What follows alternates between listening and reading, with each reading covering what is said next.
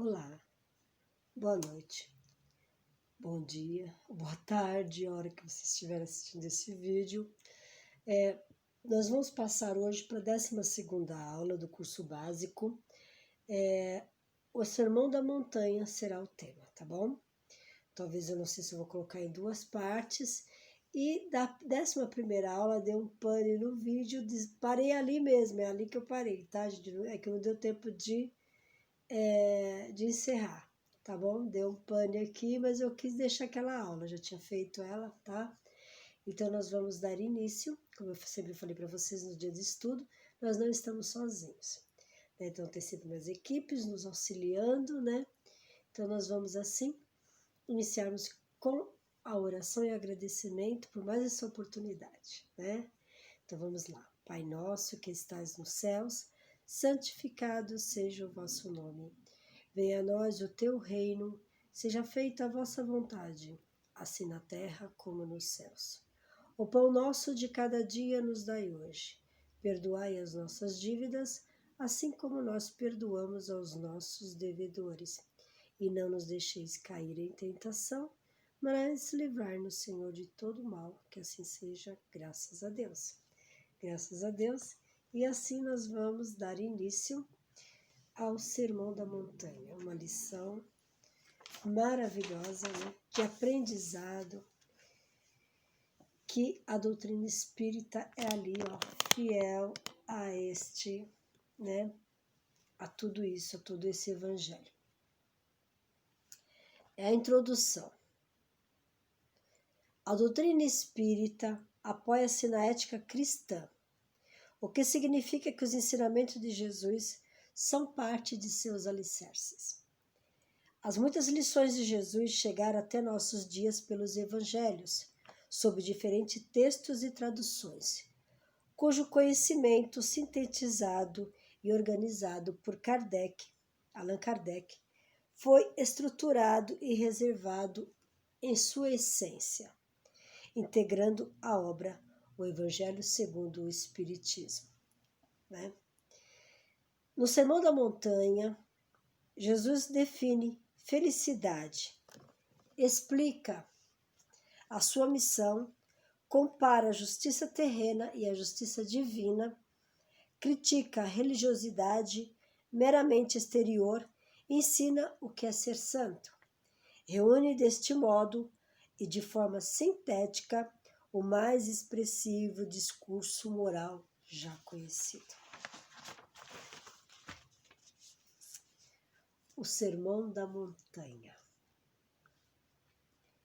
Escreveram-se muitos evangelhos, mas os que chegaram até nós são apenas 4 que se atribuem a Mateus, a Marcos, a Lucas e a João. A parte principal dos evangelhos é o Sermão da Montanha, que se acha no Evangelho de Mateus.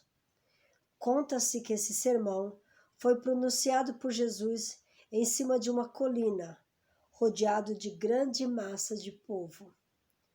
O Sermão da Montanha é o fundamento da moral cristã e devemos considerá-lo o regulamento que precisamos observar se quisermos caminhar para Deus. Isso se encontra no livro de Rigonati, em 2014, né? De 2014. Diz o seguinte, Ciampone, em 2000, diz o seguinte, página 17. No Sermão do Monte, segundo a interpretação mais corrente, Jesus colocou a alma do Evangelho.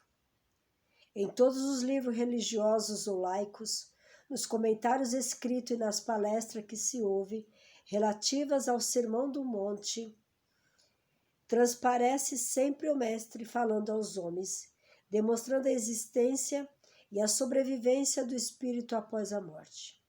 Jesus, no entanto, não falou somente aos homens, discípulos ou não, de sua época, mas a todos os espíritos eternos, encarnados e desencarnados. Cabe observar ao menos afeitos aos ensinamentos dos espíritos, que as almas depois da morte física do homem não ficam em estado de transe, aguardando o juízo final, como ensina a Igreja, mas vive com o seu corpo espiritual ou perispírito, agindo com mais liberdade, até que os homens, porquanto mantêm todas as suas faculdades perceptivas de ver, ouvir, falar, sentir, etc. Praticamente dentro das mesmas condições morais e intelectuais que se encontram em vida. O Livro dos Espíritos, questão 1010A, de Kardec, e mais um pedacinho de Ciampone, diz o seguinte: o Sermão do Monte é realmente a alma do Evangelho e nele encontra-se ensinamentos tão atuais que parece dito pelos Espíritos. Hoje, dentro da nova visão do cristianismo redivivo, disseram os Espíritos: é chegado o tempo de substituir a linguagem figurada. Falam sem alegorias, dando às coisas um sentido claro e preciso, que não possa ser objeto de nenhuma falsa interpretação. No livro do irmão Oliveira, diz o seguinte: o Sermão do Monte, também conhecido como as Bem-aventuranças, Jesus o proferiu nas encostas de um monte, Cornos de Ratim, perto de Tiberíades, margem oeste do lago de Genezaré. Oliveira continuando, página 198. A importância de seu conteúdo, muitos consideram este sermão de Jesus como a norma da vida cristã. Certamente bastaria seguir-lhes as recomendações para se alcançar grande evolução espiritual. Nele, Jesus expõe as bases de sua doutrina moral, abrangendo vários temas, de um modo popular, de fácil entendimento. Então, nós vamos lá para as bem-aventuranças. Antes de falar das bem-aventuranças, eu tenho um livro que chama Primícias do Reino. E essa Primícias do Reino é de Divaldo Pereira Franco pelo espírito Amélia Rodrigues. E nesse livro ela vai dizendo tudo, o caminho que Cristo fez, tudo, né? A montanha, ela desenha os locais assim, então você vai lendo o livro e vai como se estivesse participando daquele momento. Então, ela explica o que significa o Sermão da Montanha e o que significa a montanha, né? A montanha, em sua grandeza especial, é também um símbolo. O Filho do Homem, que desce aos homens, vencendo as dificuldades do mergulho no abismo, e do homem que sobe, conduzindo os homens por sobre escarpas lacerantes até o seio de Deus. A montanha também é destaque maravilhoso na paisagem. Galgar, subir a montanha, pode significar vencer os óbices que perturbam o avanço na jornada evolutiva. Descer, deixar um monte, é não considerar o empecilho e refazer o caminho. Alongar as mãos em direção dos que ficaram tolhidos da retaguarda. Então, o que ele nos diz, mais um pedacinho aqui que eu acho bem interessante. É muito áspera a descida aos homens para erguê-los a Deus. Realmente, é difícil, né? Perder-se entre as querelas humanas para encontrar os espíritos em perturbação na noite das necessidades aparentes e resplandecer em madrugada sublime, guiando-os por sobre os escombros da véspera, a fim de subir até o planalto onde brilha, permanente o sol do claro e demorado dia. Descer sem decair, né? E assim vai, e vai falando de tanta coisa maravilhosa, né? Aí diz aqui, nessa parte aqui, o evangelista Mateus assevera: E Jesus, vendo a multidão, subia a um monte, enquanto Lucas informa, e descendo com eles para no lugar plano, né? Subir ou descer não importa, né? O que importa é o conteúdo da mensagem. Então vamos lá. Bem-aventuranças. Em Mateus capítulo 5, versículo de 1 a 12, assim chamadas por causa da palavra inicial usada por Jesus em todas elas, tá? São 7. Fazem a relação das qualidades, virtude ou disposições necessárias para se entrar no reino dos céus. Quem as exercite, sem dúvida, será bem-aventurado, feliz, pelo resultado que alcançará. Isso está no livro Oliveira, tá? Do irmão Oliveira. Então vamos lá. E vendo Jesus a grande multidão do povo, subiu ao monte e depois de ter sentado, se chegaram para o pé dele, os seus discípulos, e ele os ensinava dizendo: Bem-aventurados os pobres de espírito, porque deles é o reino dos céus.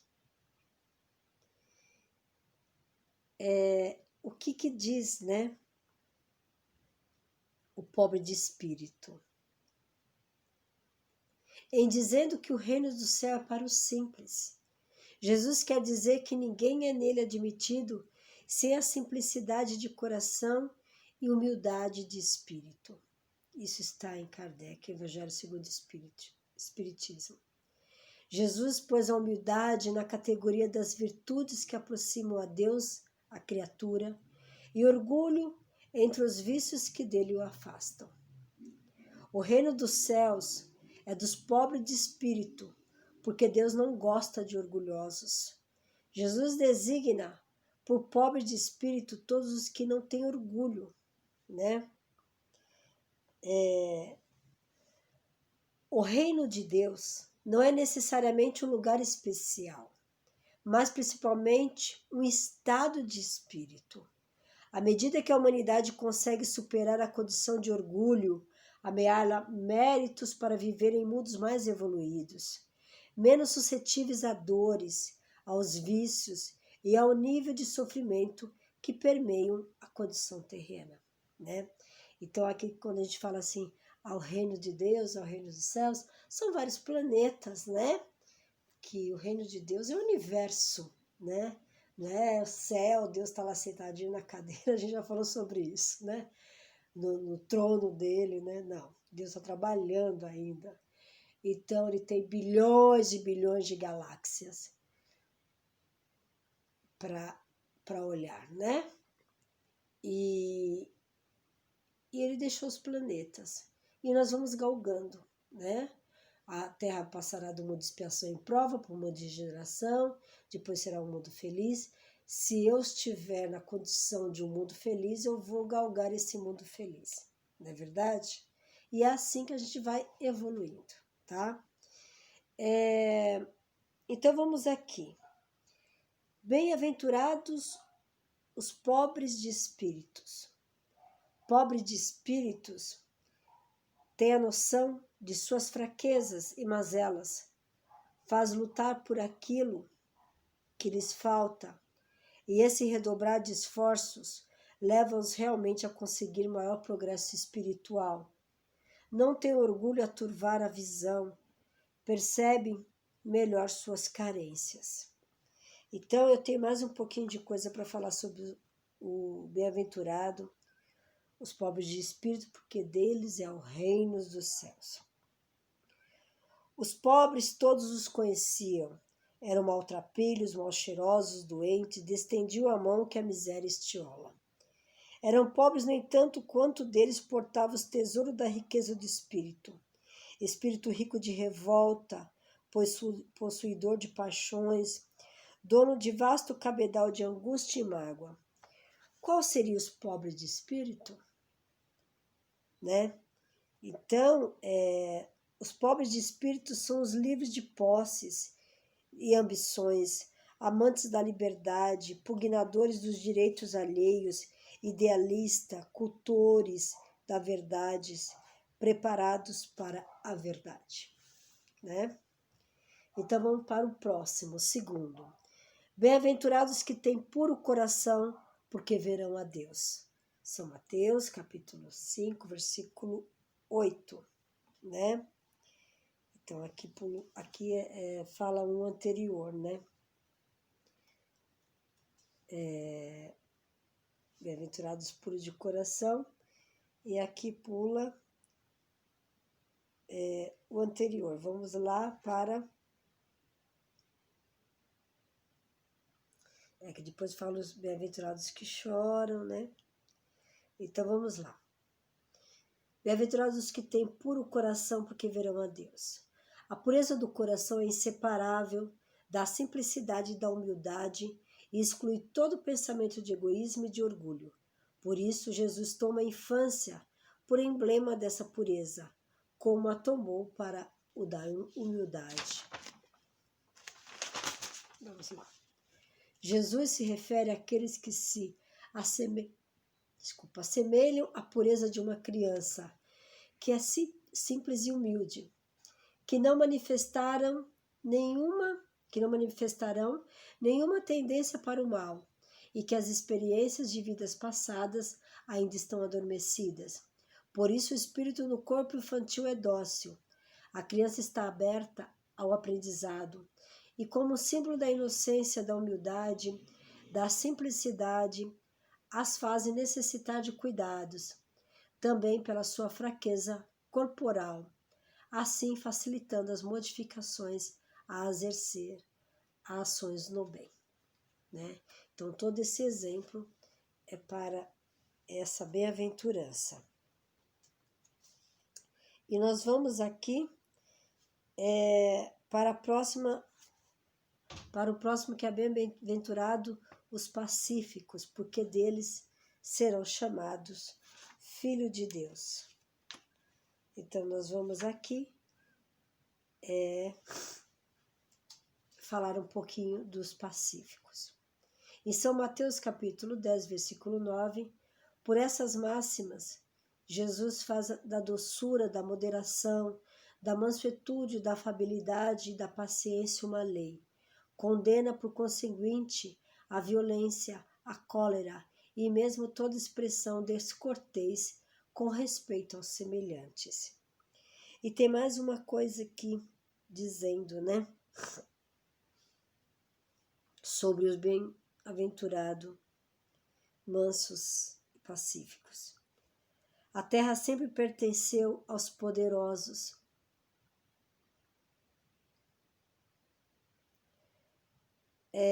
Que aliciam a impiedade e a astúcia e pode esmagar, tripudiando sobre os tímidos e brandos. Né? Os herdeiros da terra receberão na ensanguentada um oceano juncado de cadáveres legatários, também todos eles do ódio e da repulsa dos dominados. Os brandos são os possuidores da terra que ninguém arrebata, do lar que ninguém corrompe, do país onde abundam bens e as menses são fecundadas. Herdarão a terra, né? E nós vamos para o terceiro, bem-aventurados que são misericordiosos. Não é verdade? Não, peraí. Nós já falamos, bem-aventurados o que tem o coração puro, os pobres de espíritos, os pacíficos, e agora bem-aventurados que são misericordiosos, né? Aqueles de sua misericórdia, de luz e de paz. É que aqui passa... Vamos lá falar um pouquinho dos misericordiosos. A misericórdia é o complemento da doçura, porque aquele que não é misericordioso não saberia ser brando e pacífico. Ela consiste no esquecimento e no perdão das ofensas. O ódio e o rancor denotam uma alma sem elevação, sem grandeza. O esquecimento das ofensas é próprio da alma elevada, que está acima dos insultos que se lhe pode dirigir.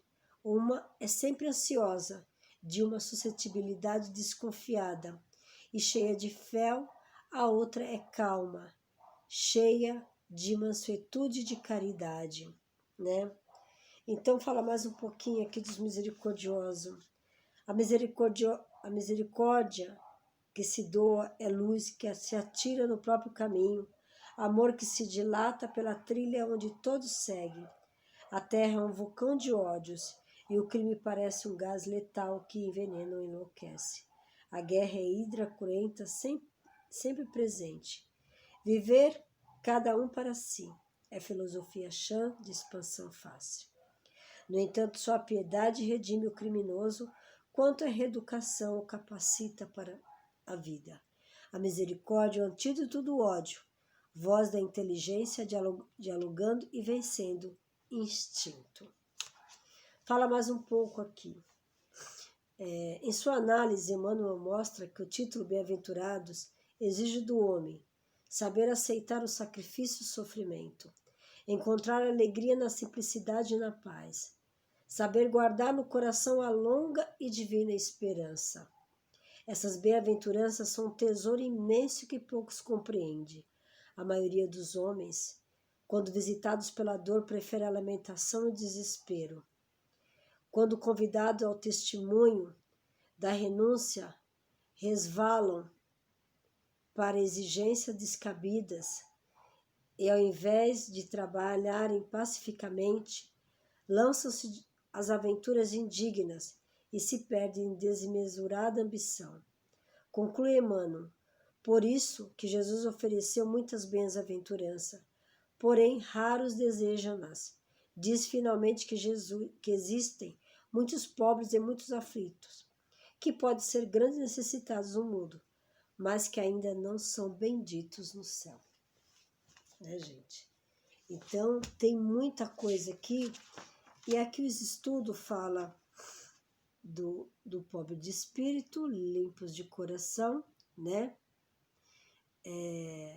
Bem-aventurados os que choram porque serão consolados, bem-aventurado que tem fome e sede de justiça, porque serão fartos, né? Então, nós estamos lendo o livro de coração, os pacificadores, né? Acho que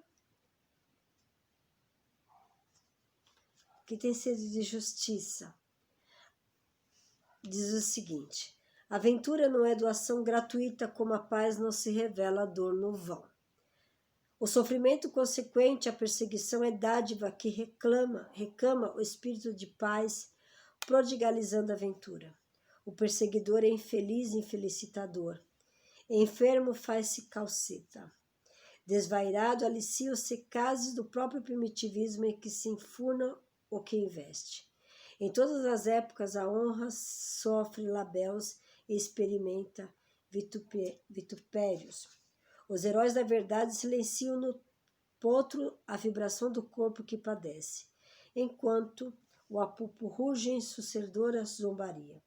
A justiça tem seus martírios, que fecunda a terra sáfara para a primícia da verdade. Deles é o reino dos céus, que inocentes sofreram por fidelidade à justiça divina, né? Então, são todas essas interpretações. E vamos lá para as interpretações da lei, né? Aqui no final diz que essa é a carta magna. Maravilhosa, né? Foi apresentada, as boas novas foram cantadas aos ouvidos dos séculos. Então, vamos lá. Interpretação da lei. Não penseis que vim revogar a lei ou os profetas. Não vim revogar, mas cumprir, avisa Jesus de início, porque sabe que alguns estranharão sua pregação. Em seguida, passa a relembrar ordenações da lei mosaica, confirmando-a basicamente, mas esclarecendo e devolvendo o verdadeiro entendimento sobre a vontade de Deus. Oliveira. A não violência Jesus reafirma o não matarás, mas esclarece que qualquer animosidade contra o próximo é prejuízo espiritual. Convida a reconciliação com o semelhante, para termos merecimento ante Deus e não nos enlearmos mental e fluidicamente com os adversários. Jesus também substitui o antigo princípio do olho por olho, dente por dente, vindo da lei de Talião, pela não violência, não resistência e cooperação voluntária. A capacidade de amar é aspecto a ser desenvolvido ao longo do processo de evolução. Assim, Jesus convida a humanidade a não responder o ato ofensivo e a violência com a mesma reação, mas, ao contrário, ensina o caminho do entendimento, da compreensão e da tolerância, características que permitem ao homem o aprendizado do amor. O amor ao próximo. Jesus transforma o amarás o teu próximo e aborrecerás o teu inimigo em amor até aos inimigos, orando por eles e fazendo-lhes o bem possível para sermos bondosos como Deus o é. E não maus como os que não conhecem a Deus.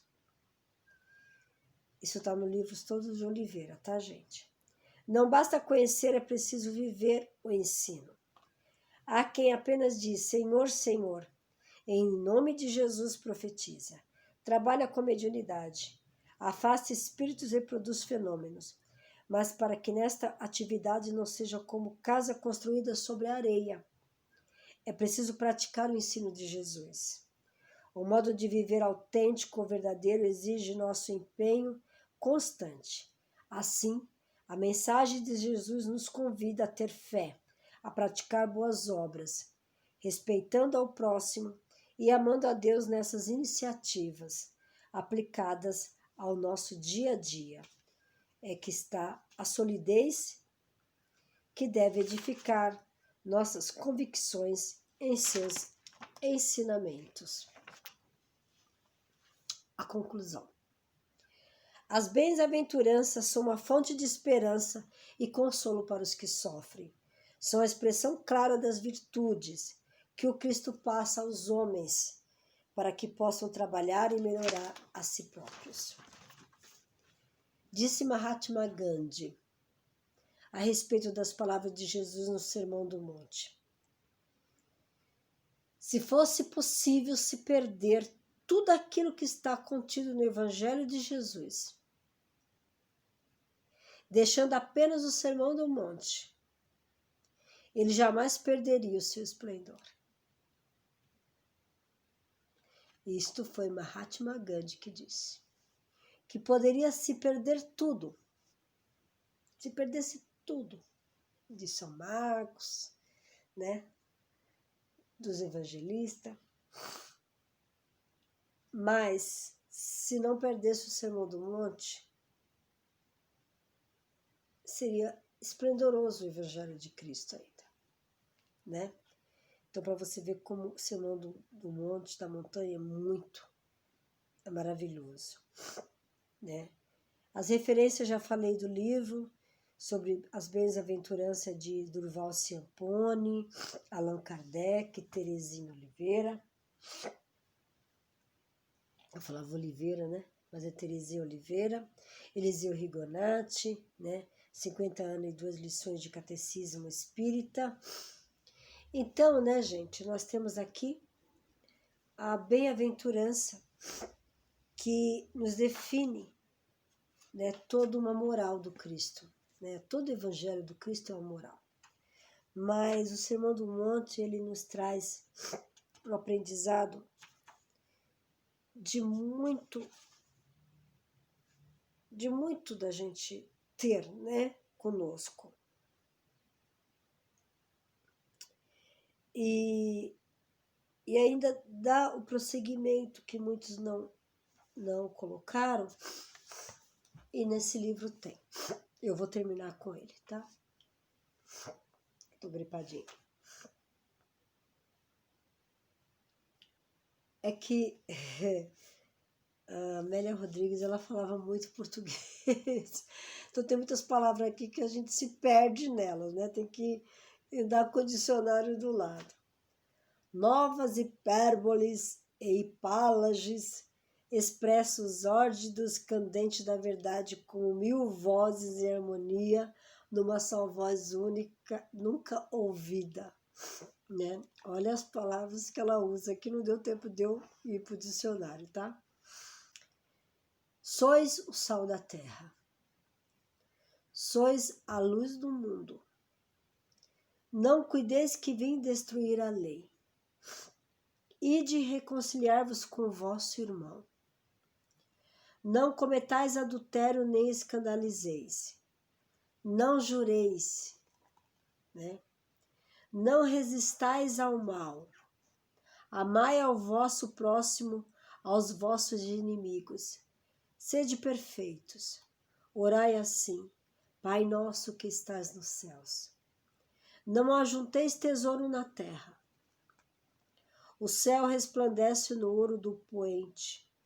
Miríades de sons se elevam na sinfonia do entardecer. Isso ela contando o restante da história. Aconchegados tocam-se alguns da multidão, como a ampararem uns na fraqueza dos outros, em união e identidade. O poema prossegue vibrante. Não há tempo a perder. Ninguém pode servir a 2 senhores, Jesus continuava falando. Olhai os lírios do campo e as aves do céu. Buscai primeiro o reino dos céus e sua justiça. Não julgueis. Pedi e dar-vos-ás. Buscais e encontrareis. Batei e abre-se-vos-á. Entrai pela porta estreita. Acautelai-vos contra os falsos profetas. Recama-se o infinito de astros. Treme-luz o poente. Um grande silêncio se abate sobre a montanha.